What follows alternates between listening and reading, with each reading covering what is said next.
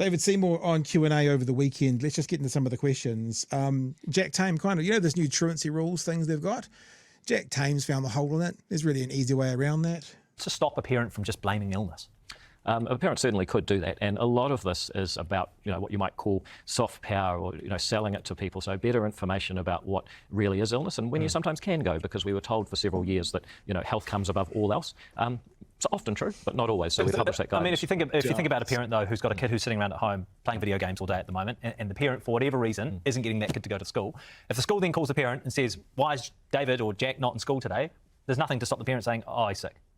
They certainly can, but I mean, I think you've got to be a bit cautious about stereotyping. These situations are so complex. Did you hear that? They certainly can.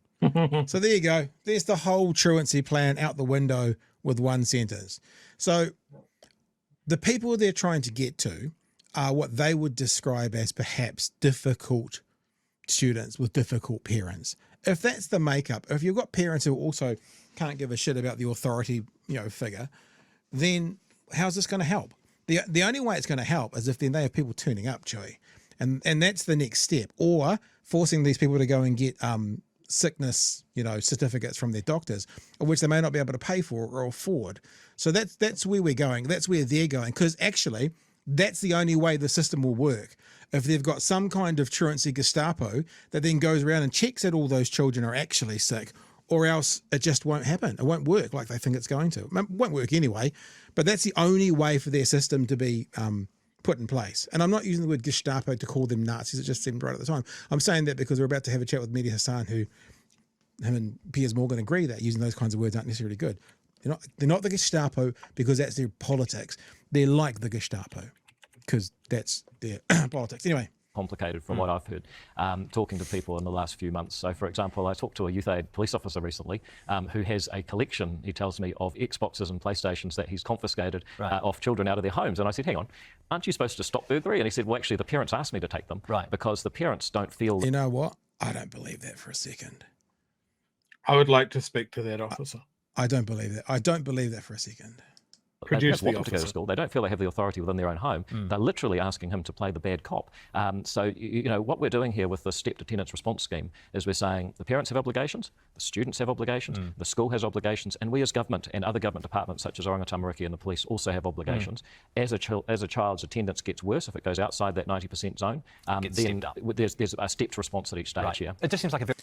There we go. So there's the first thing, Chewie. Truancy model, if the parent just goes, "Oh, Jack's sick," then the truancy model falls over. We'll keep trucking, because we've got a few to get through, because the next conversation, which I'm sure infuriates most people, is talking about school lunches. School lunches. Documents released with the budget found the free school lunch program was super effective. Quote, initial findings indicate the program is having a profound impact on the well-being of learners. Profound. You then cut $107 million in funding from the scheme. What will your cuts mean for the impact of that program? So a couple of things. First of all, if you want to get... Very important question that he asked in the framing of the question. For the impact. He's talking about the impact of the scheme, not the cost of the scheme. Down to really robust evidence, like really statistically, valid comparisons of schools that have them and schools that don't have them, and do more children come to school. The ministry did 5 different studies. One of them found that there may be a 1.6% improvement in children coming to school at a school that has the healthy school lunch program. So that standard proof study found it was associated with improved attendance for some kids, which was equivalent to 3 days annually, which is substantial. Well, if there's 200 days a year, then 1.6% is 3 days, isn't it? Isn't that funny? How 3 days is substantial, but we've said this before, when they want to use the numbers in a certain way, they'll change the metric. So he's changed it to 1.6 rather than 3 days. Because, they're trying to keep people at school for all but 5 days a term. I know there's 4 terms, but 3 days is not insignificant to help kids stay at school. But that's not good enough for these guys because it's costing money and there's landlords to pay off. 3 days, not good enough. I agree with that. 1.6% is what they found. Now, all I'd say to you is that if they really have, as you said, profound increases in well-being... That's what your advice said, not what I said. Well, it's not my advice. It's advice, I think. Advice provided to you as the Associate Education I get all sorts of advice. It's a profound impact. Oh, okay. You do. Should we give them some advice? This is this time where they actually ignore the experts. Remember how Nicola Willis was saying last week, I think it was around the ferries, wasn't it? Oh, we're just waiting for the experts to tell us. And they use experts to delay as an excuse. And then when they don't want to use them, which is every time they make a legislative change, they ignore the experts. So, yep, he's been given expert advice and he's like, look at that smirk, that rimmer smirk. Oh, yep, Yep, we get lots of advice. I'm sure you do walking down streets in New Zealand. I'm sure you hear all sorts of pieces of advice, Chewie. Oh, freely offered advice too. Yeah. Oh, where's it gone? Where's it gone? Great comment. Keep defending people who don't care if their children are in school. You guys are disgusting. Cole, we're just playing the video, buddy. But in this video, it features a libertarian going full nanny state. Someone who once said it's not the state's job to raise your children. Just a little bit of hypocrisy there. Just thought I'd point that out. Yeah. On the well-being of so learners. I mean, you got to sort of square the circle, right? Like some people say it's a profound impact, but it didn't even get a 2% increase in actually coming to school. If it was something was profoundly, But no, see, it didn't say profound impact on attendance. It said profound impact on the well-being of learners. No, I understand what you're saying, but my point is, It's a broader impact, isn't it? my point is that if something Jack, I understand what you're saying, and your point doesn't line up with the narrative I'm trying to paint. So I'm going to minimize it and move on to my point now. was profoundly improving your well-being, wouldn't you make more than a 2% effort to get it? Well, my question is, what impact will your cuts to that funding have on the... Possibly it's going to make it even better. I'm cautious about how I comment on this right now because as we speak, our excellent people on the expert advisory group are in negotiations with the providers, so I don't want to compromise their position. But all I'll say is that there's been a lot of interest. It's very competitive. It's amazing what you can do. I was even amazed at the quality of the offerings from the providers. And put it this way, we may well end up doing this at $3 a student. In fact, I'm pretty confident we will. I suspect we might actually get better product out of it. And previously, Labor were doing it at 8. You were saying that word before about magic, Chewie. That magic word. That they're going to pay a lot less and the quality of the food's going to be better. This is magical world we live in. Do you think?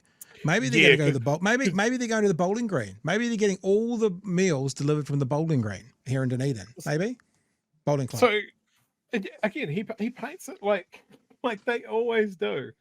Is that Labor spent all the money for low quality meals when they could have just spent less money on high quality meals. What a bunch of fucking idiots. Yeah. Like there's so much, we've covered this so much with him talking about school lunches. The man does not know how to feed in bulk. And the fact that if you fed all the kids, you would be able to do it cheaper per head. You would also remove any stigma about poor children get free meals, non-poor children don't need to. And so you cast that social curse at people. He's completely brushed past the fact that it's good for learners to be fed, which is just some rock solid, like, did you not know this? And he's just focused on the fact that they couldn't bribe kids to school with a free meal. And somehow he's thinking by cutting it and lowering the quality and the per head price somehow, that the cheaper meal is somehow going to do it. What planet is this guy on? Does he even keep track of the threads that he's trying to weave? All right, this clip's got 60 seconds. Let's get through it.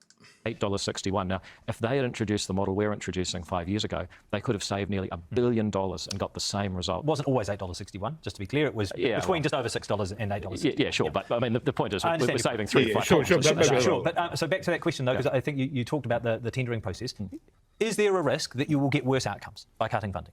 Well, I think there was already a wide variety of outcomes, but what we're seeing in the across the board, though, is there a risk? Well, there's always a risk until you sign the contract and see the first lunch sign up. So what is that risk? Talk to us about that risk. Well, the risk is that people won't like the quality that they get. I mean, that is a risk. I'd be lying if I said that we can absolutely guarantee what's going to show up at the end of a tendering process, but every indication is that we can do as well or better with less money by being smarter. That's what every business, firm, farm, family in this country's had to do for the last 3 years. Now we've got a government that's doing it. See how he muddies it, though? He says there's every indicator that we can do better with less money. And then he goes, every business, home, farm has had to do that for the last few years. He said we can do it better for less money. And then he said, and others have had to tighten their belts. They're not the same thing. He's not saying everybody else who did this had to save money and they all got better outcomes as well. So he's really kind of trying to, it's the shell game we talk about. He's selling the idea that they can do better on less, and then he's saying everyone else has had to pay less or spend less. But he's not saying all the other people who spent less are doing better, but they're going to. It's just it's an ultimate shell game. In fact, that's the end of the clip. It's up to there. I've got clips on the treaty principles to come from him, Chewie, but do you want to jump in with anything in between? Yeah, look, I love that he's acknowledging that the quality might go down and that they might not like the quality that they get when he's talking about lowest common denominator slop that he wants to serve our young citizens. Yeah. I think that's part of the plan, personally, because then the next stage is, hey, look, we've spent all this money. We've been so generous and we've provided these meals, but there's so much wastage because it's fucking boiled polystyrene blocks and gravy, you know? And then he can just write off the whole thing as not being an effective program. David Seymour doesn't give a fuck about these kids unless he's Snapchatting them. Like the fact that he's associate education minister and this is the best that he's got, full nanny state, a mysterious community cop that seems to be hoarding Xboxes, and we can do more with less on the natural superiority of the right-wing party for feeding the masses is just such fairyland bullshit. I don't know why he didn't just burst into flame. I'll tell you something that's worth keeping an eye on as well. It's a thing that I saw today, actually. There was a YouTube clip talking about some big YouTubers, KSI and Mr. Beast and Logan Paul, who are starting up a school lunches thing. And I'm just going to show you a freeze frame. I don't want to get kicked or anything, but there was a doctor who did this conversation, and there's this product out there at the moment called Lunchables, and these YouTubers are going up against them with a product called Lunchify or something like that. And the most interesting point, and this is worth keeping out, this is the product that's out at the moment, Lunchables, and he went through and he kind of worked out all the issues with it and what it was. But heavily processed shit. But the biggest thing he found was Lunchly. That's what it's called. Those Lunchly products are healthier than the Lunchables, but the most interesting thing is the sodium and the sugar and all those kinds of thing levels were below recommended, but they're only 300 calories. And the doctor points out children are supposed to get 650 calories at lunchtime. That's what they need for their bodies to work. So actually, if the meal doesn't give them enough calories, then their brains won't work well enough in school. So therefore, if you then made all these kind of processed shit meals sort of thing, if you made them all to the amount of calories using the formulas that these guys are doing, then you'd be having like double or triple the amount of sodium and sugars, because they can say there's X amount of sugar in this option, but what they're not saying is this option only gives you about 40% of the calories you need. So to actually have a meal made of this stuff to the correct calorie level you need, it would be 2.5 times what this is, and then that puts it off the charts altogether. And it made me think about school lunches here and about what they're going to do. Really, really, really careful to keep an eye on what they're offering, and not just what it is on a health scale to do with calories and sodium and all that kind of stuff, but what calories it has got, that it reaches the amount, not just how many salts and sugars and carbs and fiber that it's got, because it's got to be the right number of calories for a kid's brain to work through the rest of school as well. So that's just by chance I saw that today, and it's I'm intrigued by it. Indeed. Just those three pitching a product at children just gives me the shits, as I'm sure their product will. They're just terrible people. The next clip we're going to look to is we're going to get to a couple of clips now on the treaty principles. The first treaty principle was, the first conversation was Jack Tame talking to him about how treaty principles was supposedly a bottom line for you, but it's not going to go through. But it was a bottom line. What happened there? So during the election campaign, you said a binding referendum on the treaty principles would be a bottom line in exchange for your party's support in government, an absolute top priority. And yet here we are, a year on, and the only way that we will have a binding referendum is if National agrees to pass your law, which the Prime Minister says explicitly and in the plainest language he will not support. So why do you capitulate on that bottom line? Well, they also said that there was no way that they'd have any of it. I guess what you found is that you've got two parties, and I think Chris has said the same thing. Neither side's particularly happy with it because no one got everything they wanted. But critically, what we have allowed is... This is your number one priority during the campaign. All of those people who supported ACT did so knowing that your absolute top priority was the bottom line was a binding referendum. And here we are, you're in government, and we don't have one. Well, what we do have is a bill that is finally going to democratise what the treaty principle. It's the wrong bill we want to hear about, Mr. Seymour. The bill is $4 million for this waste of time. That's the only bill that matters, to be frank. Mean, because for a long time, unless you're a judge or on the Waitangi Tribunal or an academic or a public servant, you don't get much say on what our founding document means. For the first time, I love that What statement. the fuck? Yeah, you don't get much say. Like, could you imagine in America if it was like, well, everyone of the public needs to decide what the amendments in the Constitution, if they should all decide. Like, you know what, Seymour, you're right. We don't all get a say on our founding document. It's a founding document between two parties. You don't get to rewrite the whole thing and have 5 million people sign off on it. It doesn't work that way. Shall we? Yeah, I wasn't there. My name's not on it. I wasn't a representative of Queen Victoria either. I don't expect a democratic say in the Treaty of Waitangi. What a ridiculous position that is going to play well with his support. Yeah. But absolutely makes zero sense to anyone with even just a skerrick of a brain. Yeah.